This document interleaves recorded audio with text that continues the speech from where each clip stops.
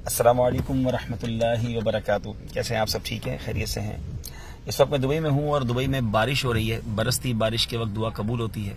अल्लाह करीम से दुआ है कि रब्बे करीम हम सब की मुश्किलें आसान फरमाए, परेशानियाँ दूर फरमाए, हम सब के गुनाहों को माफ़ फरमाए, हमारी ख़ताओं से दरगुजर फरमाए।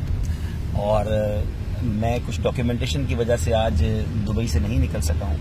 कल सुबह इंशाअल्लाह डॉक्यूमेंटेशंस करवा के मुझे अब कराची जाना है और ये भी एक छोटी सी आजमाइश है क्योंकि कल ज़हनी आजमाइश का पहला सिलसिला है और दुआ करें कि मैं खैर से वक्त पर पहुंच जाऊं। मैंने सोचा कि मैं तो दुआ कर रहा हूं, बरसती बारिश में भी दुआ की है, आप सबसे भी दुआ ले लूं।